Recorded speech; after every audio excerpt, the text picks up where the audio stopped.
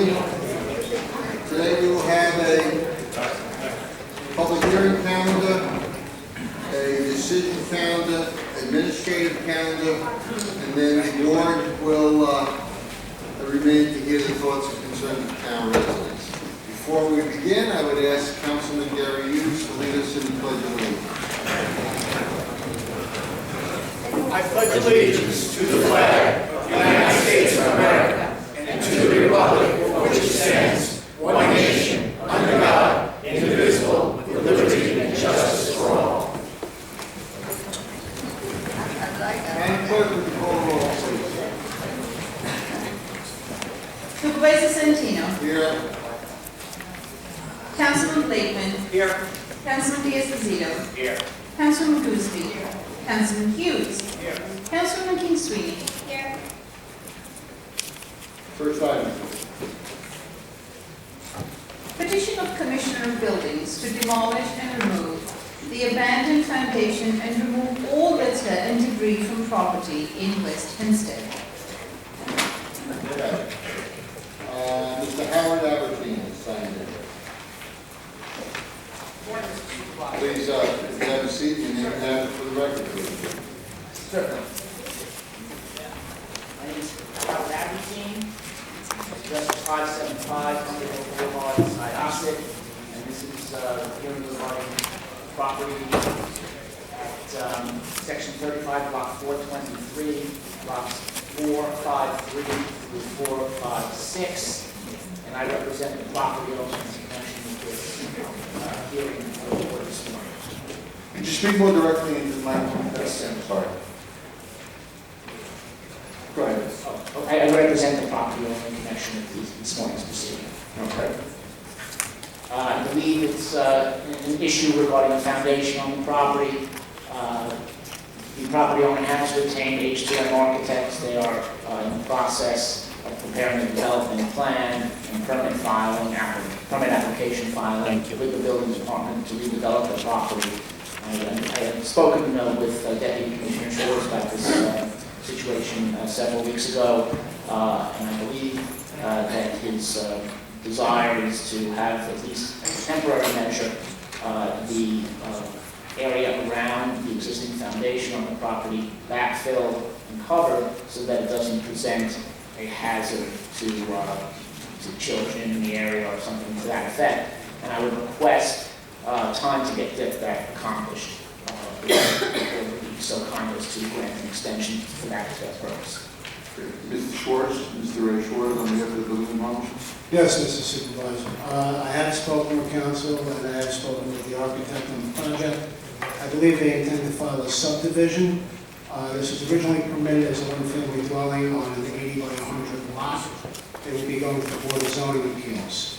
The foundation has been open for approximately 10 years at this time. And what I have requested of them is they're trying to hedge their bets basically by keeping the foundation there in case the BZA turns them down. They can always develop a one-family dwelling. So I have requested that they waterproof and backfill the foundation and actually put a deck on it so that no injury can happen if the child should get into the area. It is fenced off right now with a 6-foot fence and we have been monitoring that.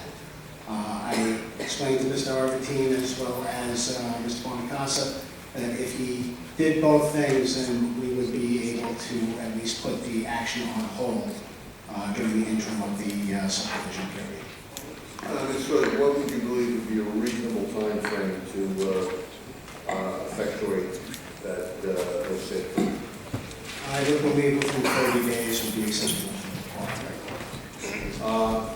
Then what I would suggest we do, Mr. Aberdeen, is that the board will go forward with this item with the understanding that before we take any action there too, that we give you the opportunity 30 days to effectuate the modifications that the safeguards that the building department stipulate, and if it's done to the satisfaction of the building department, then the demolition would be safe. Thank you. Is that so? Yes, Mr. Supervisor. Thank you. Any comment from any member of the board? Mr. Stewart? Yes, Mr. Supervisor. Okay, at this point, I will ask for a motion, Move please. that the public hearing be closed and this petition be approved. Second. Supervisor Santino. Aye. Councilman Ambrosino. Aye. Councilman Blakeman. Aye. Councilman Diaz-Pasito. Aye. Councilwoman Boozley. Councilman Hughes. Councilwoman King-Sweeny. Thank you, Ms. Evans. Next item, please. Proposed local law regarding parking or standing prohibitions in East Meadow, Oceanside, and Seaford. Is there any member of the public that would like to be heard on this item? There being none, I'll accept the motion, please. Move that the public hearing be closed and proposed local law adopted. Second. Supervisor Santino. Aye. Councilman Ambrosino. Aye. Councilman Blakeman. Aye. Councilman Diaz-Pasito. Aye. Councilwoman Boozley. Councilman Hughes. Councilwoman King-Sweeny. Next item, please.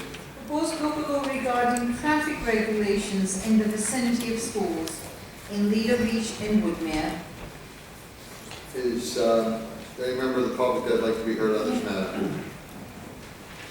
There being none, I'll accept the motion, please. I move that the public hearing be closed and the item adopted. Second. Supervisor Santino. Aye. Councilman Ambrosino. Councilman Blakeman.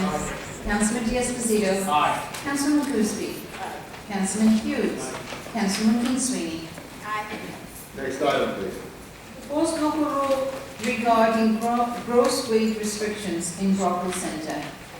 Is there any member of the public who would like to be heard on this matter before the town board? There being none, I will accept the motion, please. Supervisor, I move that the public hearing be closed and the items be adopted. Second. Supervisor Santino. Aye. Councilman Ambrosino. Aye. Councilman Blakeman. Aye. Councilman Diaz-Pasito. Aye. Councilwoman Boozley. Councilman Hughes. Councilman King-Sweeny. Aye. Next item, please. Proposed handicap parking on public streets in Belmore, Elmont, and Franklin Square. Is there any member of the public that would like to be heard on this matter? There being none, I'll accept the motion, please. I move that the public hearing be closed and the item adopted. Second. Supervisor Santino. Aye. Councilman Ambrosino. Councilman Blakeman. Aye. Councilman Diaz-Pasito. Aye. Councilwoman Boozley. Councilman Hughes. Councilwoman King-Sweeny. Aye. Next matter, please.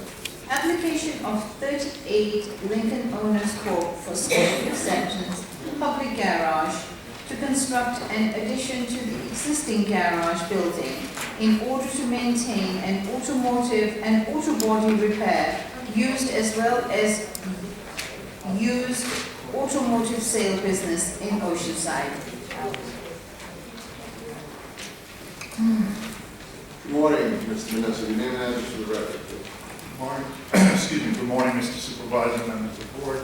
William Benesso from Shelbyford, Deegan, Schwartz, Minio, Savannah, 333 Earl Ovington Boulevard, Uniondale, New York. On behalf of the applicant, 38 Lincoln Owners Corp. It is the subject of the hearing this morning is a parcel of property situated on the north side of Atlantic Avenue in Oceanside, and my client, or the principal of my client, Figueroa, is seated in the front row. Seated next to him is Mark Cruz of R&B Consultants. They are here to answer any questions that the board may have. In short, I would like to begin first indicating that as much as the notice indicates that a proposed addition is the subject of the application, that is in fact inaccurate. There is no addition to be made to the existing building. The existing building is going to remain in its present size and location. There will be enhancements made to the building in terms of its appearance, but the building is to remain in its present state.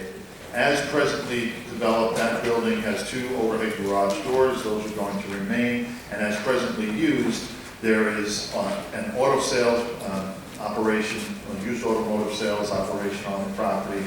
And then there is a contractor's office and equipment facility on the other side of the building that is being rented right now by a contractor.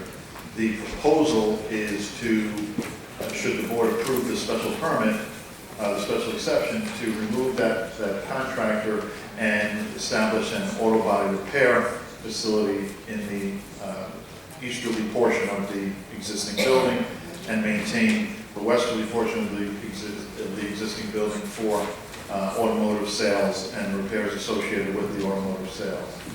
Now, the property has been used in a variety of ways dating back to 2000 and for automotive uses and automotive sales and repairs. My client's father obtained the property in approximately 2010 and operated it as an automotive sales facility, used automotive sales facility. In 2014, my client inherited the property and has been operating it since. Shortly thereafter, he started the process of legalizing the activities that occur there. R&B Development was retained in order to prepare an application to the Zoning Board of Appeals for a special permit for automotive sales, used automotive sales. But before that could proceed, the applicant had to come to this board and seek the special exception for a public garage, and that's why we're here today. That being said, he intends to continue to use it for used automotive sales, but introduce an auto body component to the property as well. That whatever entity comes in, he does not have a tenant already in place, but whatever entity comes in will certainly meet all state, county, and local requirements in connection with auto body repairs and then spray booth that is implemented. The hours of operation for the auto sales are supposed to be 7 days a week from 7 a.m. to 5 p.m. For the auto body repair, it would be Monday through Saturday, 7 a.m. to 5 p.m. The applicant expects that there would be approximately 10 employees on the site at any given time. In terms of the overnight storage of commercial vehicles, that is presently occurring, that will remain. There is storage on the property for inventory in association with the used car sales and the vehicles that are repaired or prepped for those sales. The applicant presently uses town refuse pickup. That being said, he is the owner of both A1 Carting and Patriot Recycling and has a transfer station in connection with those operations. So on some occasions, if he needs to remove debris, materials, even vehicles, he will use his own services. But at the present time, and the present intention is to continue to use town refuse removal. There was some reference made in the report regarding the condition of the property, and we recognize the condition of the property needs to be upgraded. There's significant work to be done, but the applicant intends to completely repave the property. He's going to be putting cement down for the storage of the vehicles. He's going to be refacing the building, putting fresh facades on the building. The signage will be corrected on the building as well, and this will represent a major improvement to the property, including an aesthetic enhancement to the property as well. He also intends to entirely fence the property once all work is completed, probably with a white PVC fencing to surround the perimeter of the property. So it will provide for a better site, a better appearance for the site, and it will provide my client with the opportunity to legalize his used automotive sales practice and bring in a viable tenant for an auto body shop. Thank you, Mr. Manesso. Are there any questions for the applicant from any member of the town board? Supervisor, if I may. Yes, Councilman. Good morning. Good morning. So I'm sure, as you know, the town has worked very hard over the last year to 14 months cleaning up the property, I guess to your east, on the same side of the street on Atlantic. We moved garbage and tractors and all kinds of stuff from there. Just looking at the pictures, I know that the building department inspected the property on April 21st, and they should be due back within, I guess, the next few days. The garbage, the unregistered vehicles, signs without permits, the graffiti, that stuff has to be cleared up. I mean, we've done a great job, I think, on Atlantic Avenue. We're not going to tolerate more properties falling into disrepair just like that. And nor should you, Councilman. I agree wholeheartedly. I've spoken to my client about it. He's well aware of the obligations that he will be under to secure the property, to enhance the property in terms of its appearance, and to remove any debris, garbage, and the like. Okay. And the tires, they'll be removed as well? Well, there will be no more debris outside of any of the buildings. Anything that's to be stored will be stored within the building, and obviously, but for the cars and the vehicles. And all auto body work will be done within the building. All automotive repairs will be done within the building. The only thing that will occur outside is display of vehicles and storage of vehicles. Well, I look forward to everything being rectified when they inspect it in a few weeks. Thank you very much. Any other member of the town board have a question for Mr. Vanessa? No member of the public has signed in to speak about this matter, so is there any member of the public who did not sign in? There being none, then I will accept it. Thank you, Mr. Vanessa. I'll accept the motion. Supervisor, I move that the public hearing be closed and we reserve decision. Supervisor Serrano. Aye. Councilman Ambrosino. Councilman Blakeman. Councilman Diaz-Pasito. Councilman Brewski. Councilman Hughes. Councilman King-Sweeny. On the decision calendar. On the decision calendar, Supervisor, we have application of Truhan Act for a permit to include existing gasoline service station within GSS district with new under-storage tanks, new canopy, and new rear addition from a convenience store, street frontage and side rear yard setback, and location of pumps variance required in East Meadow. I also have a companion decision, application of Turan Act to rezone from Residence B District to Business District in East Meadow. A motion, please. Supervisor Santino. Aye. Councilman Ambrosino. Councilman Blakeman. Councilman Diaz-Pasito. Councilwoman Crosby. Councilman Hughes. Councilwoman King-Sweeny. Thank you very much. Before proceeding with the administrative calendar, I would like to call on our town attorney, Mr. Joseph Raw, to make a few remarks relative to the contract process and the approval process and the vetting that takes place with respect to the various contracts that come before this board on the administrative calendar, so that there is absolute clarity as to the many steps that are taken to ensure an open and transparent process in our handling of contracts. Mr. Rock. Thank you, Supervisor. Supervisor, members of the board, in a prior life here, I was counsel to the town board, and sometime in the early 90s, I got a phone call from then Director of Communications, now Supervisor Anthony Santino, who called me into a meeting with presiding Supervisor Joseph Mondella. And the subject of that meeting was disclosure of those entities and those individuals who were doing business with the town board. As a result thereof,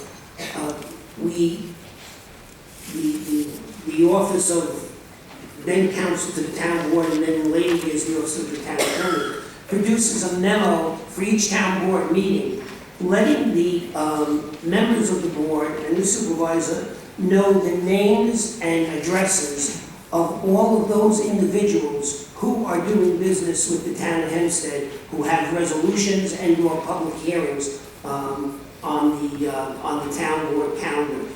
That is done so that each member of the board can make an independent decision as to whether or not they have individually any conflicts of interest, so that they know where it says ABC Corporation, they know who the shareholders of ABC Corporation are, so they know whether or not they have any conflicts of interest.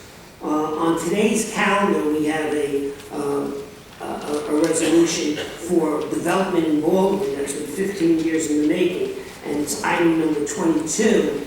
And I just point out to members of the board that Mr. Saul Finchel, who negotiated that contract on behalf of the town, is here in the audience. Mr. Finchel, if you just give a wave.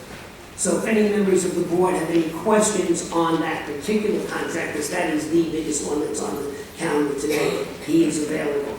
Well, at this time, I actually would like to call on Mr. Fenchel to come forward and just give a brief overview of the Baldwin matter that is on this calendar, how it was negotiated, the terms thereof, and the process that was undertaken to bring us to where we are now.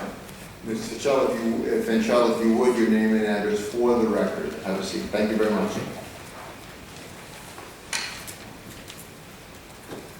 Saul Fenchel, attorney with the law firm Bennett, Peterson, Devin, and Fenchel, 100 Robinson Plaza, the city of New York. Go ahead, Mr. Mr. Supervisor, and the board, this contract, which is between the town and the designated developer, Hale Berman Bassett Kaufman, also referred to as EKKB, was the result of 8 months of grinding and intense negotiation. And on September 20th, 2016, this board designated EKKB as the designated developer for the Baldwin redevelopment project, which has been in the works for 15 years. And unfortunately, because of various economic circumstances, could not proceed. Sometime in 2016, the Department of Planning and Economic Development under George Bakish felt that it was time for this to be retried. It was time for this to be resumed because development was needed in that area, and it looked and it appeared that with the economics being what it is and the conditions being as they are, they were continuing, that we should again try and see if we can implement this redevelopment project. And at that time, an RFP was put out seeking interest from various developers, and we received 2 responses, only one of which was satisfactory, and that was from Hale Berman Bassett Kaufman, and which provided for a multi-use type of development, both apartments and retail, in that area of Merrick Road, Grand Avenue, and we felt that that was, or rather DPD felt that it was consistent with the redevelopment plan, and that it would enhance the community if this could finally be put into place, realizing all the difficulties and hurdles that are always involved in any redevelopment plan. It always requires a great deal of review, requires a great deal of intense scrutiny, and ultimately, after the designated developer was designated, we then embarked on a 7 to 8 month process of working out a contract with EKKB, which we felt would be in the best interest of both the town, the public, and EKKB to assure that this redevelopment project could go ahead.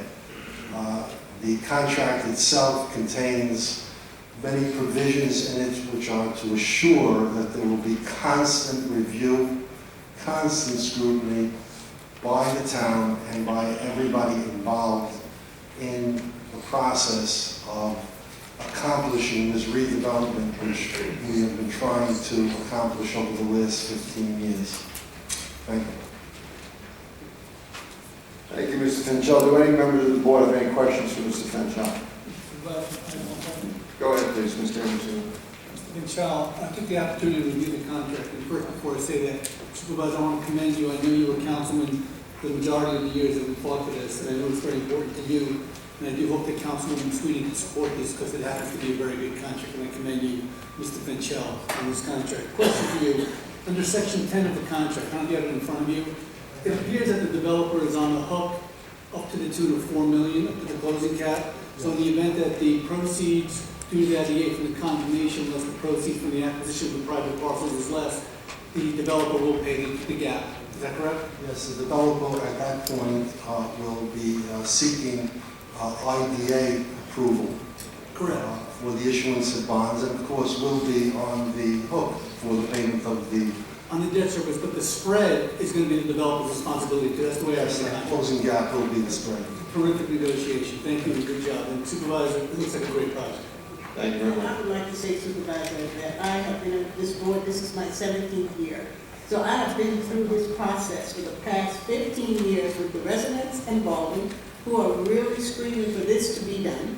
We've had many setbacks, but this to me, I read it, and I think it's a great deal for the people involved. And I certainly hope that you, as the person who shared Baldwin with me, would be voting for this particular aspect. Because the residents really need it, it's something that they wanted. We've been through so much, with them, and it looks good to me.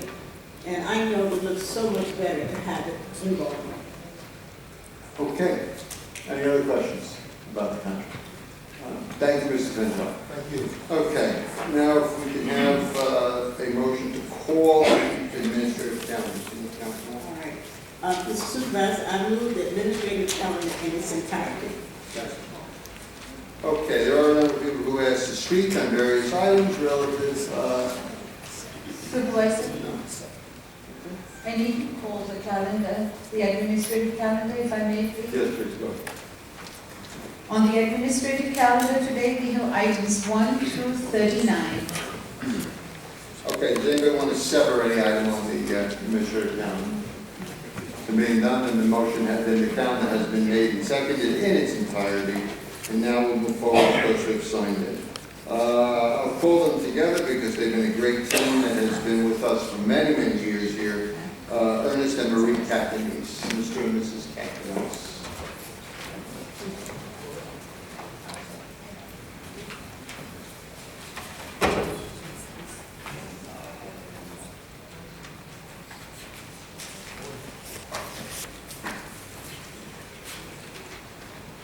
Good morning.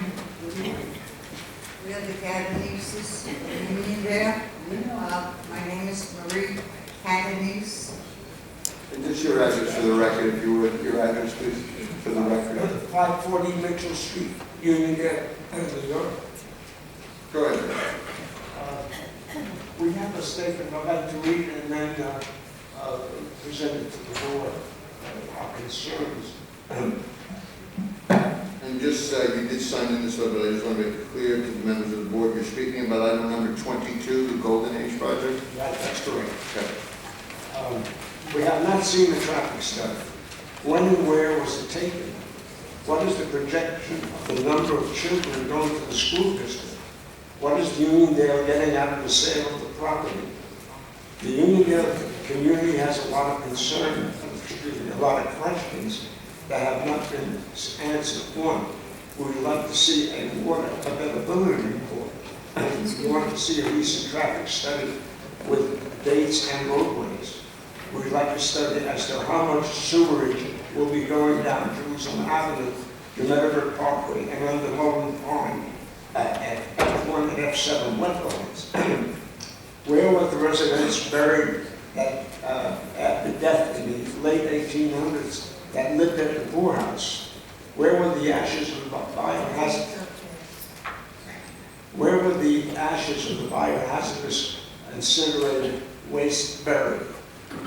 Was a secret report submitted to the town board? Why wasn't the Uniondale community notified about the sale of the A. Holly Patterson property? Why must every foot of open space in Uniondale be built on? Why wasn't Unite notified about the sale of the land at the Holly Patterson property? And why weren't the legal notices about the property published in Newsday? I'd like to see that. Thank you very much. Thank you very much, Mr. Catanese. Mr. Town Attorney, correct me if I'm wrong, but the town was not a party to the sale of the property. It is Nassau County-owned property, and it was sold by Nassau County. The arrangement was between Nassau County and the developer. we are acting today on the secret report. That's our role in it as of today. And obviously the zoning application was heard several weeks ago and is still pending. So we are dealing today simply with the secret process, and that is what is the item on the administrative calendar. So This has not proceeded then, it's still in the state. it will still be, this is just one of the parts of this process, is the secret process, and that is what we are dealing with today. We will be adopting, should the board vote for it, a secret negative declaration and determination of non-significance in connection with the application. The hearing to rezone the property we have already heard, and it is pending a decision. Have I left anything out, Mr. Town Attorney? That's exactly correct, Mr. Supervisor. So just so for clarification, okay? But thank you for your comments, they are now part of the record. I was to say, as co-president of United, that it's really terrible that we get our notification of what's going on here a couple of hours before we hear here before. We received our notification on the day before yesterday, and we had absolutely no time to even think about it. We kind of thought that this was a dead case. Uniondale needs its open space, and we thought that the town of Hempstead was certainly with us for open space. This is the only open space that we have, and we're talking different lots. I know that there are different, I have all the deeds for the property, and I know that there's a lot of them, but it's still the 64 acres. That is what the farm was in the beginning for the poorhouse. When I bought my house, there was a sign on Jerusalem Avenue that said poorhouse. All 64 acres. They didn't say just half or a quarter or this or that. It's most important that property is kept together, and to think that they'd even think about putting houses on it when we have so many foreclosure houses in Uniondale. There's no reason for this. You know, we came to Uniondale because it was a beautiful town. We knew people there. It wasn't like Levittown, which was a closed town. It was an open town. Everybody could come. I saw the schools before my kids could walk, and the kindergartens had a black kindergarten teacher, a black second grade teacher, men in the teaching 5th and 6th grades. A very perfect, wonderful town. That's what I wanted my kids to grow up in. And thank God that's what they did grow up in, and they're all over the place. Well, again, I want to reiterate, we are not acting on the application today. We are only acting on the environmental review, a component of the environmental review process, commonly known as secret. That is all that we are doing today. The application itself remains pending. We had the public hearing several weeks ago. No decision has been reached. This is simply a necessary, prescribed by state law part of the process, which is the environmental review. Are we talking about the secret report? That's what we're doing today. Okay, it hasn't come out yet, right? Yes, it has. We're voting on it in about 2 minutes. Yes, hopefully. 10 minutes, anyway. Thank you. Okay. Thank you very much, Mr. and Mrs. Gattens. I'm very sorry. I'm very emotional. I've been in that house a long, long time. Perfectly understood. Thank you both. Okay. Thank you.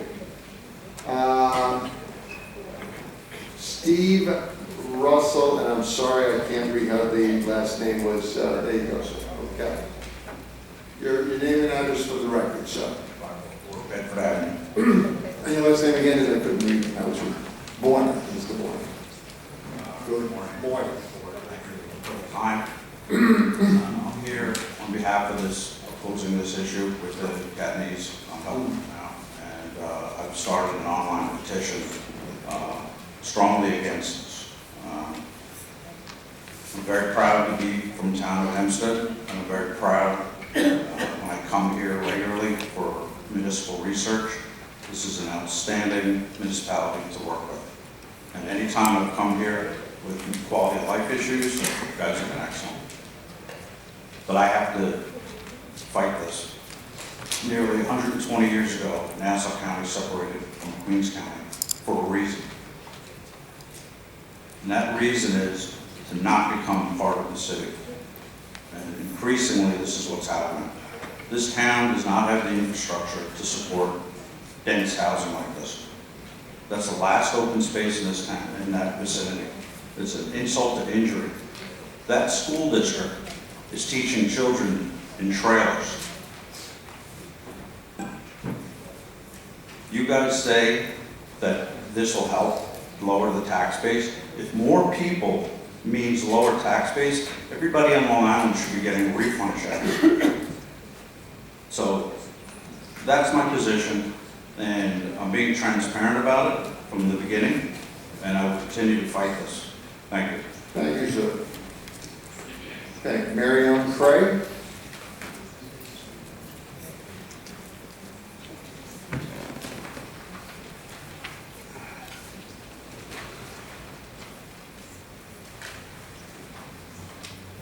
Good morning.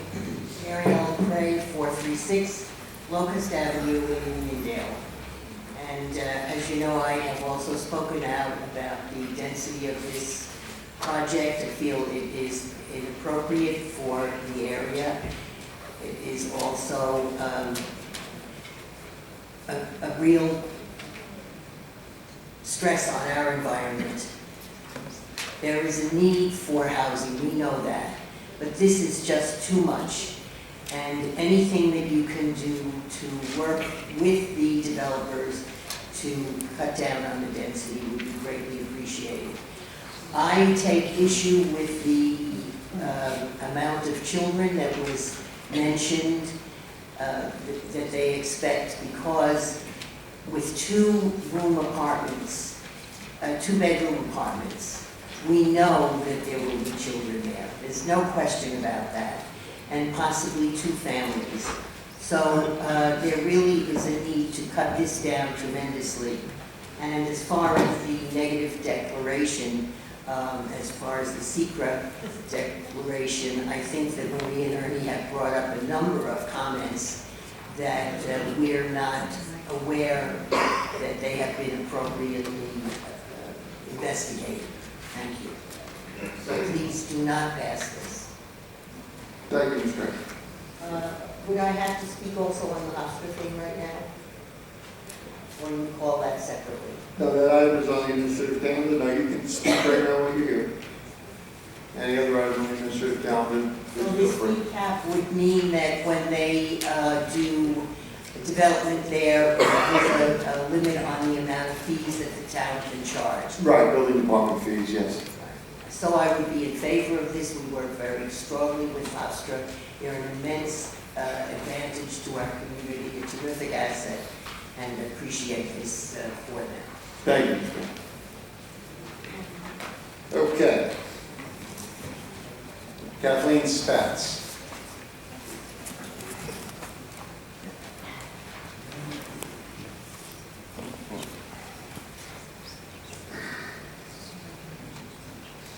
Your name and address for the record, Ms. Spatz. Kathleen Spatz, 503 Olive Boulevard, South Hempstead, New York. I'm speaking to the resolution, is it a resolution? For the development. Administrative item. Administrative item, the redevelopment of Baldwin at Merrick Road and Grand Avenue. And I'm so excited and pleased to hear of the possibility of this area finally being developed. I commend Supervisor Santino for, I know, 15 years of dedication to this. I've been at many of the town meetings that Supervisor held as councilman in Baldwin. And thank you for your diligence, and I look forward to seeing the development in that area. Thank you, Ms. Bennett. Mr. Stephen Greenfield.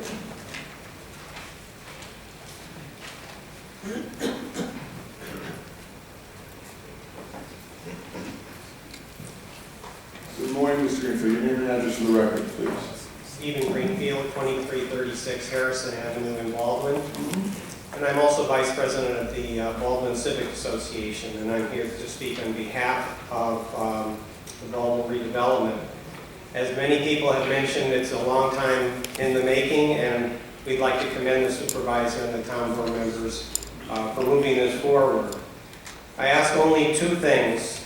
One, that your planners and the developers be expected to involve the community in the planning process so that it reflects the values that we have in the community and everyone can buy in and support the project.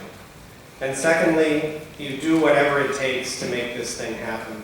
We've seen other developers come and go. We want to see this happen, and if it requires extraordinary actions, we hope that you will take that to heart.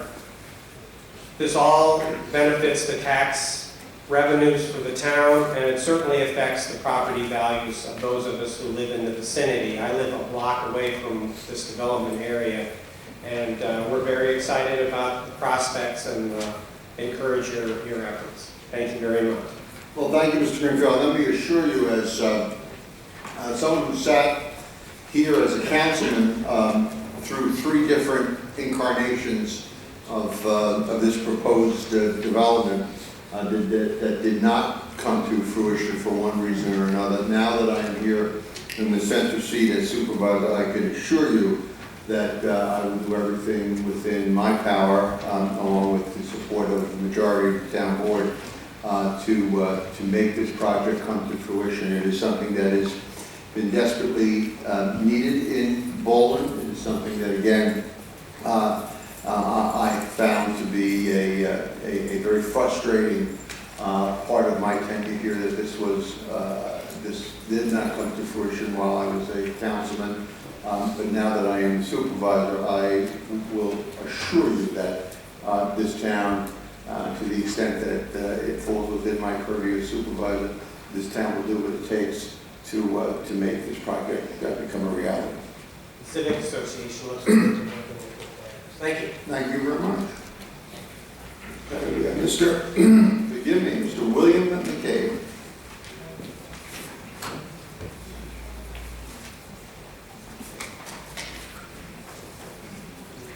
William McCabe, Post Office Box 334, New Hyde Park, New York. I just have a question on the administrative calendar for number 26. The personal service contract for legal consulting with B. Rennie, Fishbane, Hatter, and Donovan. That's a law firm? Yes, it is. And what sort of services are they providing for the town? They're the Labor Council. Did the town's Can you help me labor, understand that a little bit more? Mr. Rollins, Labor Council do for Mr. McCabe. They work with our Department of Human Resources and with the Town Attorney's Office on matters concerning the collective bargaining agreement and issues that come up between the union and...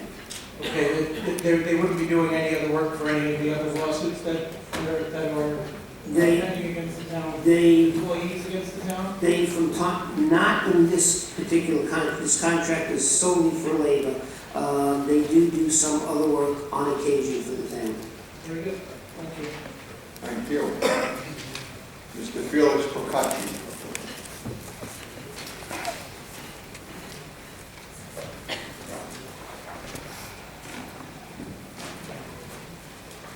Felix Procacci, 1165 Barn Street, Franklin Square, New York. On item 16905, that's number 8, accepting the bid for the ball field lighting contract. I've spoke on this many times since 2014 when we first borrowed the money for this particular project. Back then, actually the year afterwards, we received a bid from Musco for $176,000. And now I see Musco wasn't even one of the bidders. And now we have Anchor who won it. I discovered that Anchor pled guilty back in 2011 to wage fraud. Was the town board aware of that when they awarded this contract? Mr. Conroy, our town controller, is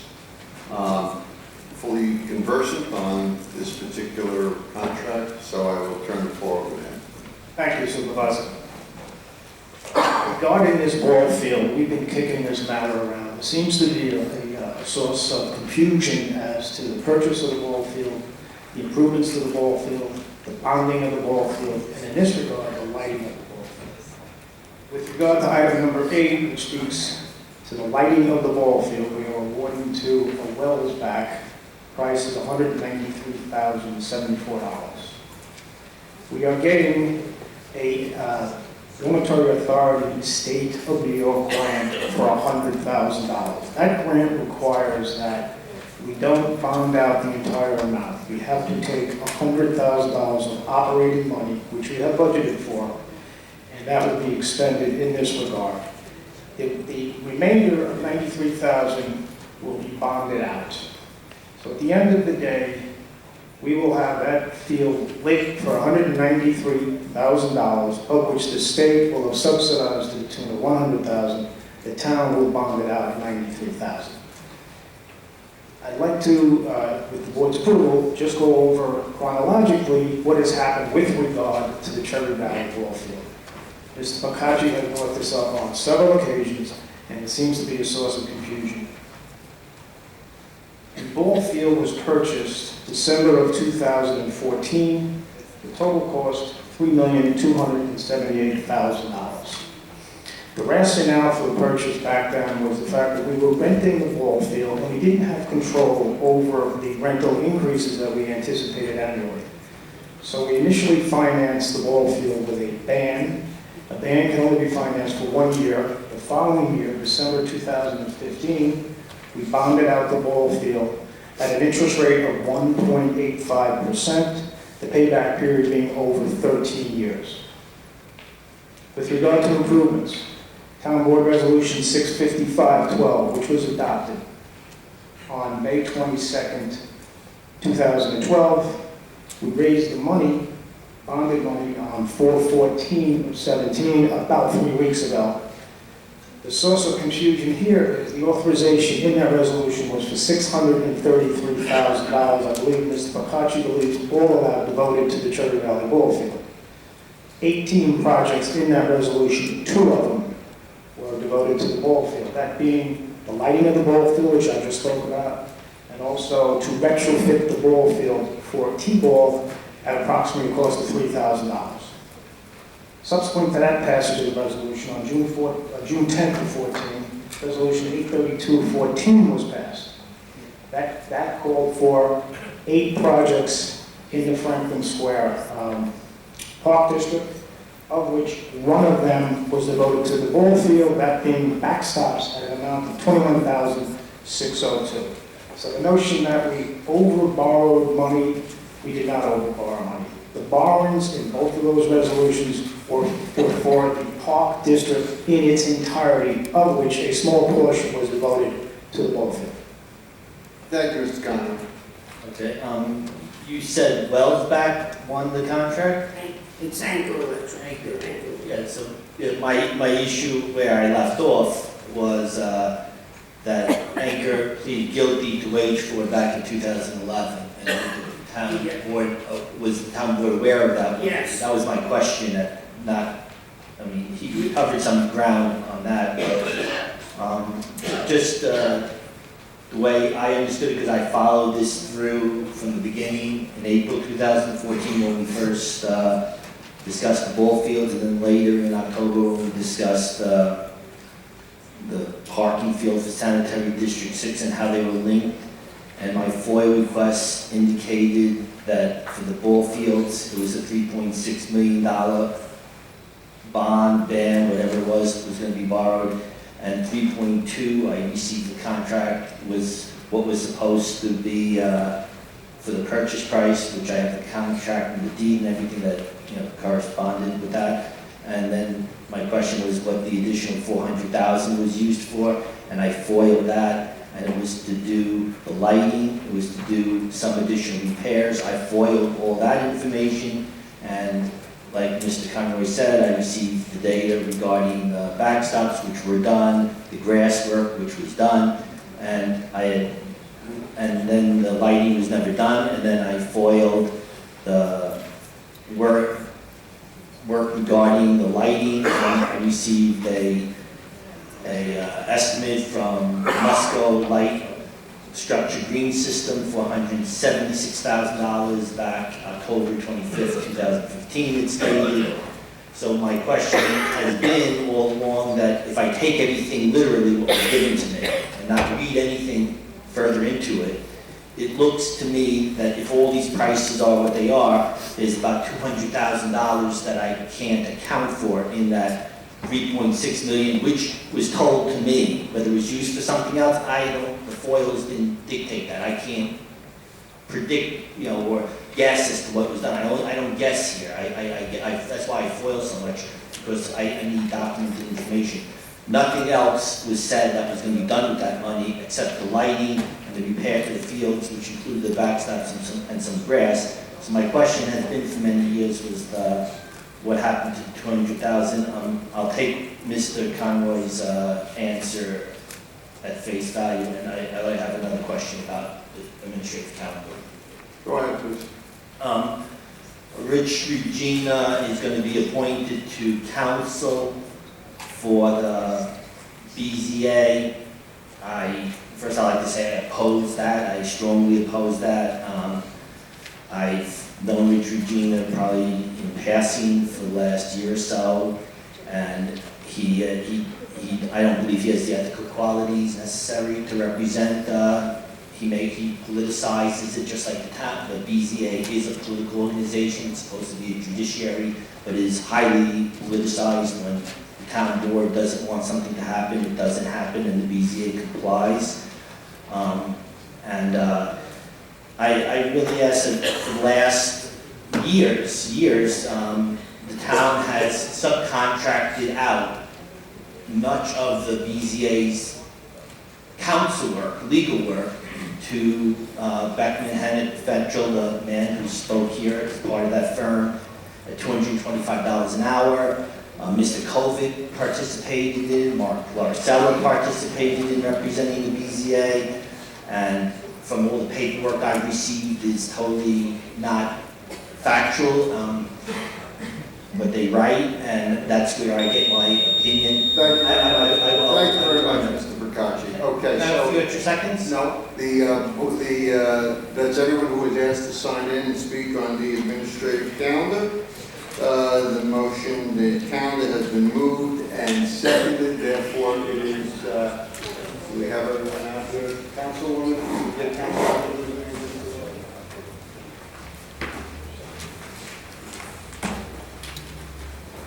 Okay, so we are now going to call the roll on the administrative calendar. Madam Clerk, call the roll, please. Supervisor Santini. Aye. Councilman Ambrosino. Aye, with the exceptions of items 38 and 39, on which I recuse myself. Thank you.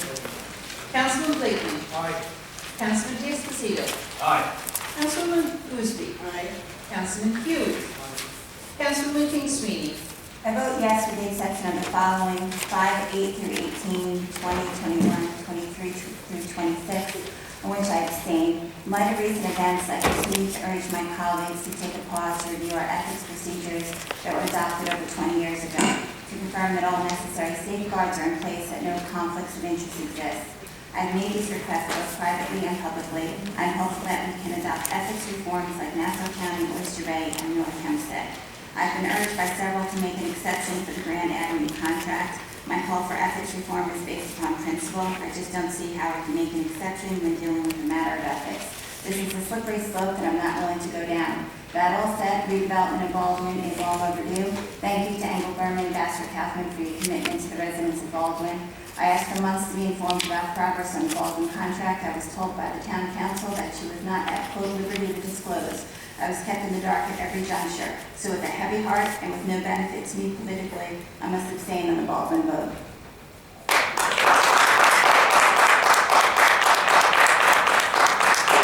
The administrative calendar passes in its entirety, so now we have a motion, please.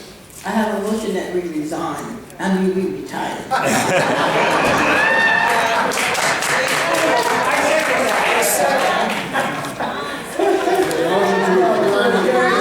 Seconded, please call the roll. Sorry about that. Aye.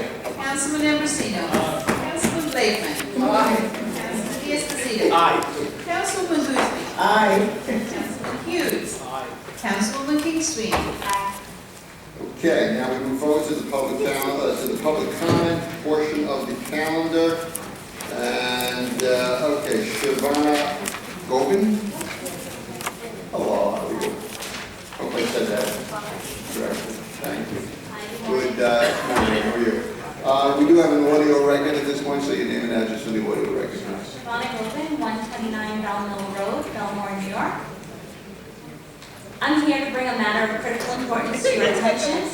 The unregulated use of drones within our community has resulted in a serious situation to which I am seeking your immediate consideration and assistance.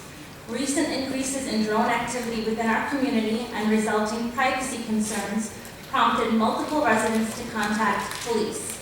It was at that time it came to our attention that due to the current state of the law, such activity, personal drone operation over residential neighborhoods, is not deemed illegal.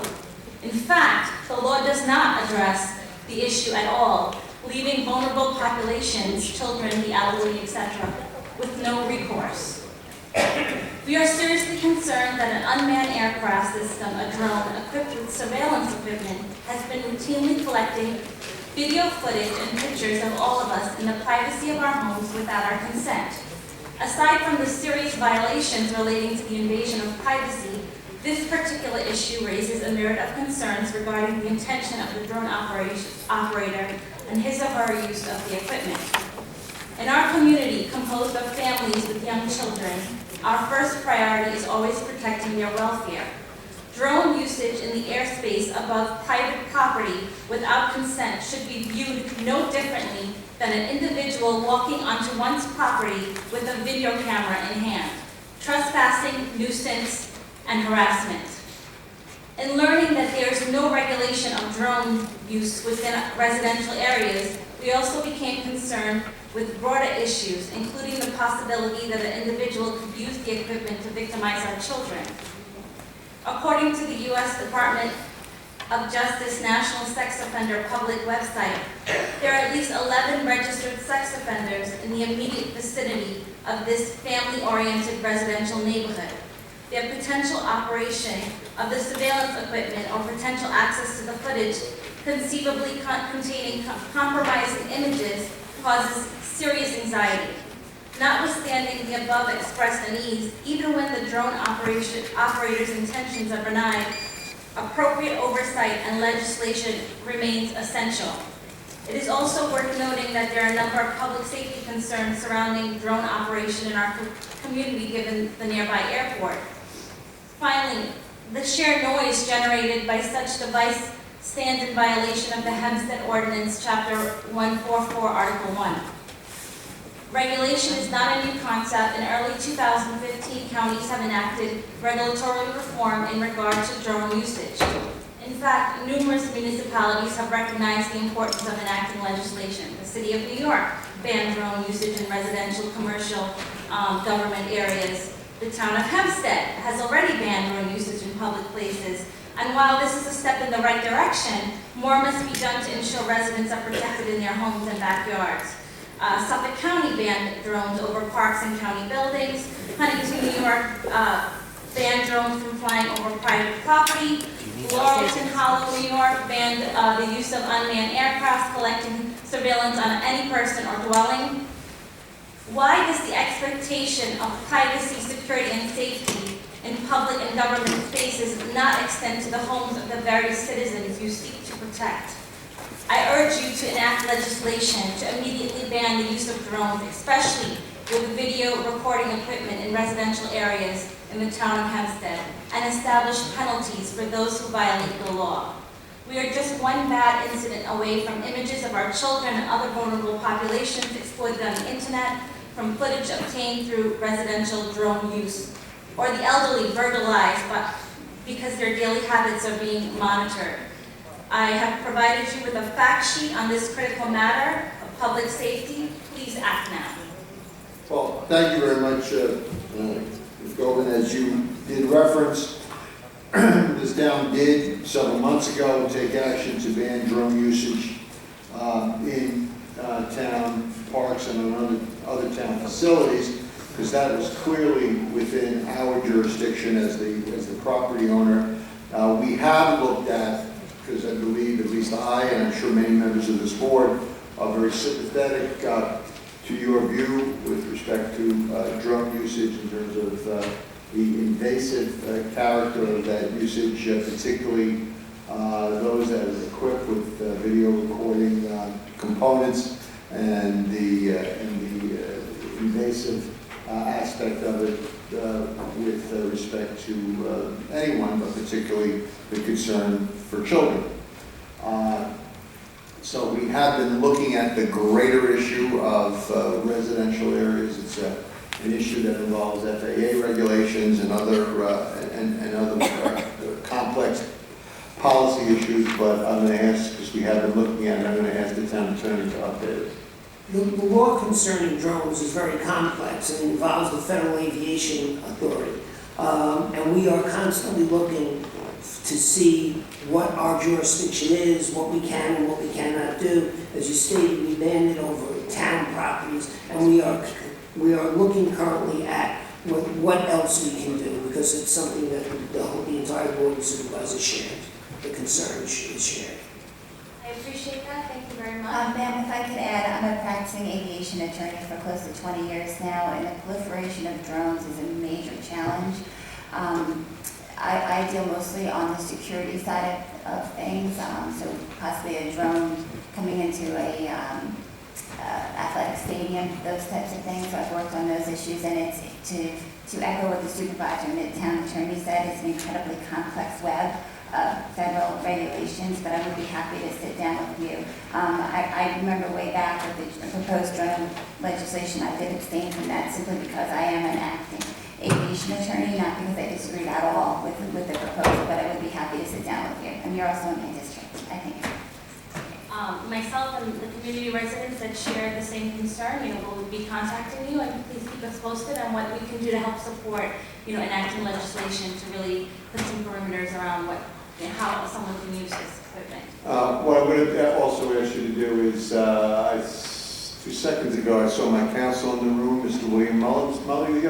Mr. Mullen, if you would stand up, and if Ms. Doherty would turn on to your right, please exchange phone numbers if you haven't already, and Mr. Mullen will meet with you, and we'll see what we can come up with that will pass muster with the federal authorities and see what we can do further. Okay? I appreciate it. Thank you very much. Mary Ellen Craig.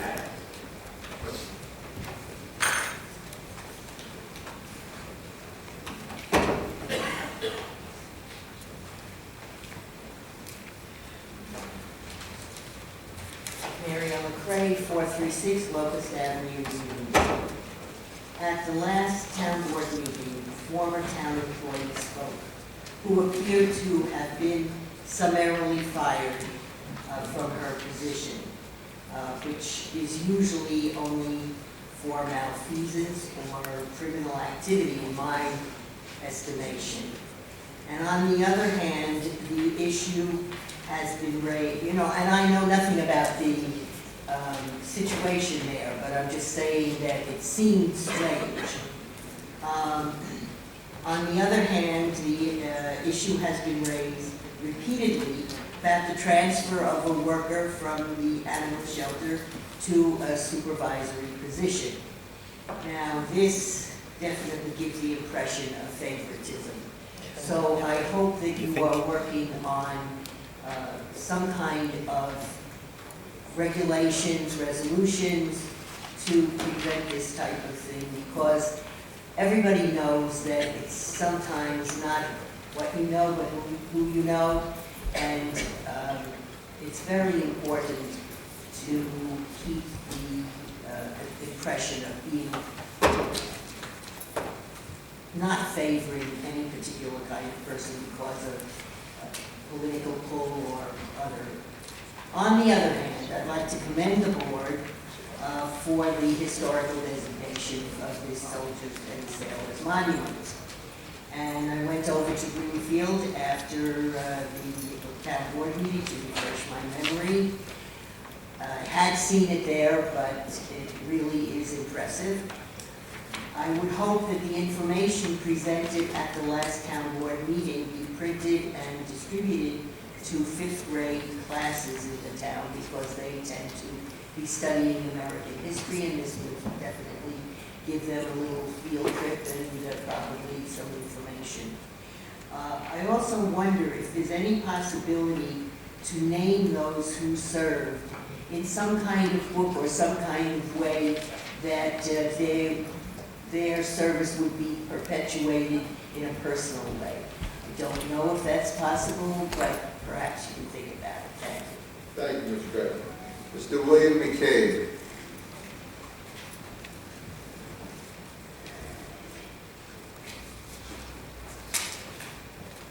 William McCabe, Post Office Box 334, New Hyde Park, New York. I have another article in regards to the prohibiting of prohibiting of coin-operated air machines in the town of Hempstead.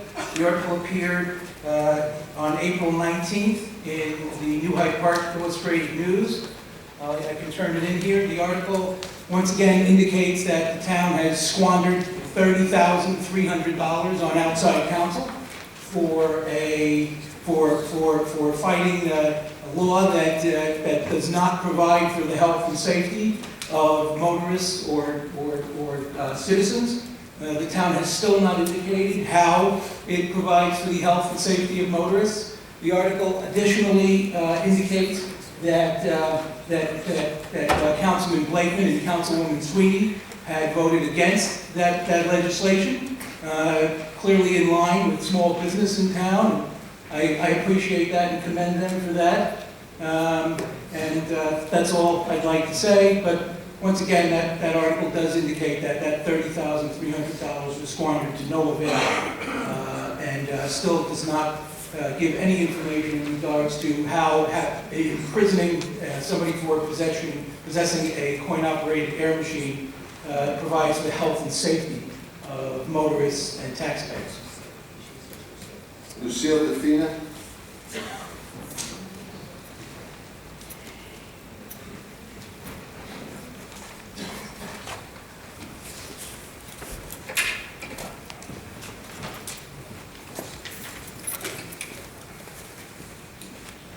Good morning. I'd like to talk about favoritism, because that was a topic that came up a few times.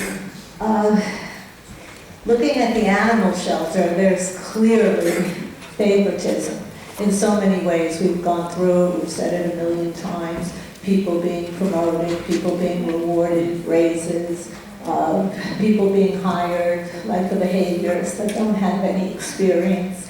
There's so much favoritism going on.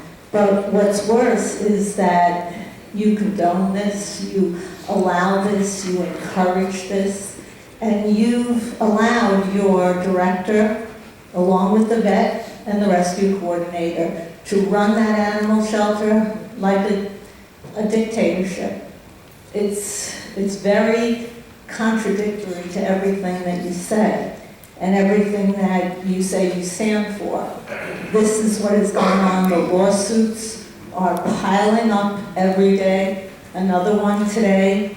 I mean, that's got to be costing thousands and thousands of dollars.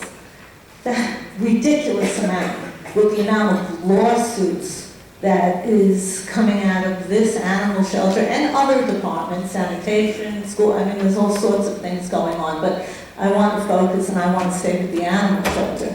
The amount of lawsuits coming out of there is mind-boggling, and people, can't be everybody. And it continues to go on, and what's really sad is if the animals could sue, boy, you would be having tons more lawsuits, because I'm looking at these foils and it is so clear that the town of Hempstead Animal Shelter clearly hates, despises cats. They are so against cats. I mean, you don't need to probe too long into these records to see this. You have, last year it says, 13 dogs 13 dogs were euthanized due to medical. They needed medical, 13 dogs. And let me tell you, Dr. Siegel and Mike Pastore, they did everything possible to save those 13 dogs, even ripping off the taxpayers. But I'm not going to get into that because you know what? I'm all for what they did for the dogs.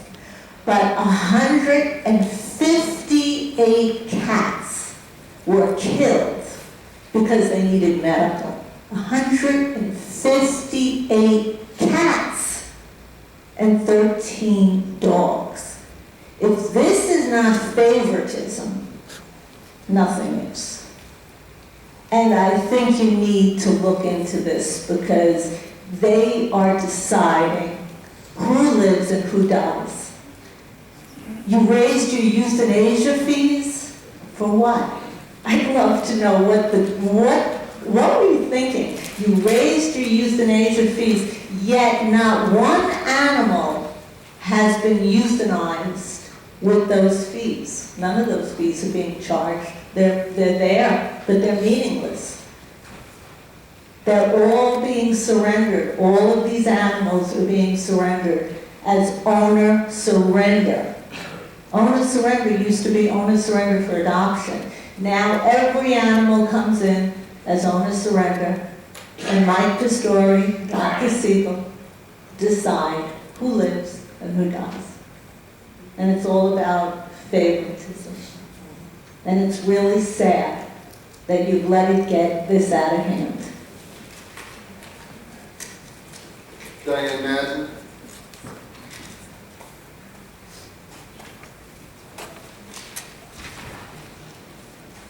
Well, I just want to comment that the volunteers that you have, the vast majority of them just care about dogs. They wouldn't care if the cats were crucified. So that's got a great deal to do with it because, speaking on favoritism, you have volunteers that are favored over and above and given authority over union staff. I do want to start by commending, again, Councilwoman Sweeney. These are words we've been wanting to hear for a very long time, and I'm glad she found her voice. I wanted to comment on North Hempstead Animal Shelter, how Mr. Denning and I took a 4-hour tour with them, and their comments about rescue was that they don't hand over animals to rescue. 5 days before an adoption event, you handed 5 animals over after the town of Hempstead taxpayers paid for all of the services and gave them to North Hempstead. I have no further comments for today. Mr. Felix Percussion.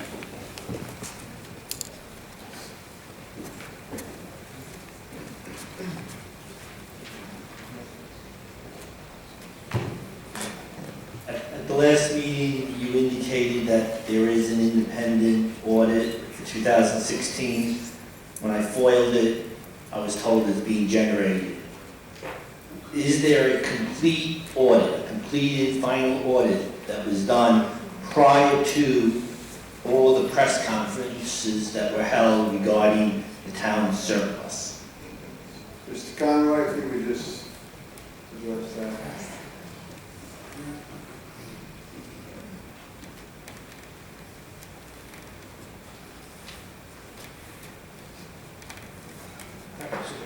The town of Hempstead annually is required by the state controller to prepare financial statements. The statements are known as the AUD, the acronym for Annual Update Document. That was filed on April 30th in compliance with controller requirement. It is currently under audit with the town's external auditors, Albrecht, Zurich, ABZ, and the final audit generally will be done sometime in the latter part of the summer. The town is very comprehensive. It's larger than a bunch of states. It takes a lot of time. We close the books on a calendar year, which is 12/31, and historically that's been the layout, that's been the schedule. How many town employees have been laid off this year? Would you please say that again? How many town employees have been laid off this year? I don't know if we have that at our fingertips, but we could certainly, you could certainly. Well, send us the FOIL and we'll get the information if it's in this. Okay, the town recently put out a press statement regarding saying the town of Hempstead has strong safeguards in place to protect against waste, fraud, abuse within the government, and we have sound and sensible policies, not political grandstanding. Is there a document that I can foil that gives those sound and sensible policies? Mr. Rowe? You may FOIL the information if the document exists and you'll send it to me. Why hasn't the town board taken up the ethics legislation proposed at the last meeting? Take it up today, I mean, We are looking at some ethics reforms. Since the last meeting, I received my 10th, 11th, and 12th town board mailing. It seems that your 20% discretionary cut, or 10%, whatever the number was, didn't apply to mailings. It seems like it's imperative that we receive over 30 mailings a year, and I find that very troubling. It's a waste of money, and they could be better spent on more useful things. In regards to contract safety, and what you guys spoke about earlier in the meeting regarding contracts and testing of contracts, I brought up this contract with Christopher Shelton, who has 2 companies, and sometimes we present different names on the resolutions. He's worked for Councilman Santino's political campaign, yet that's never disclosed. He makes $70,000 a year, and the contract, when I foiled what he's done, it used to say that he marched in a parade or attended a dinner or something like that for firemen, just fireman consulting. Now the last foils I received, all it says is it states that, all he says in his statement is that he does what his contract requires him to do. That's supposed to be comprehensive contract auditing, when all the guy writes is, oh, I comply with the contract. Would you sign a contract with somebody to do work in your house if all he says is, well, I comply with all the rules of New York State and the town regarding the fixtures that need to be done? Nobody would do that, but that's what my foils give back to me, is that the guy just really does what he wants to do, and he doesn't account to anyone, and that's unfortunate. I want to go back to the Cherry Valley ball fields. I was cut off, I'm not sure why, because you always offered somebody an extra 15, 20 seconds without cutting them off at that last thing. If you cut everyone off, that would be fair, Mr. Santino, but you only cut certain people off at that 5-minute mark. The issue with,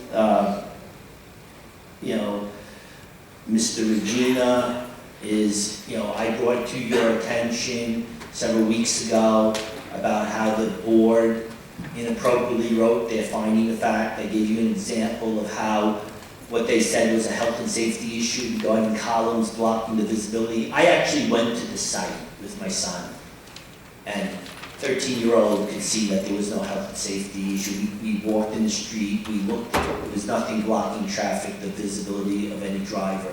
Yet your BZA that you support said there was a health and safety concern without describing it. They said it was obvious. It's not obvious. I showed you the picture. And then I foiled after I asked you to launch an investigation. I said I was told I could foil it. The FOIL came back, no records found. So I made a legitimate complaint. I showed hard evidence that the BZA is acting inappropriately. And you, this board, did not even look into it.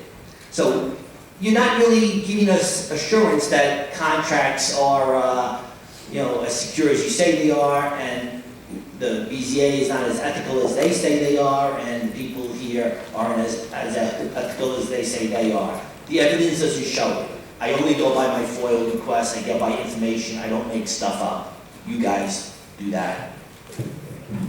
Thank you very much, ladies and gentlemen.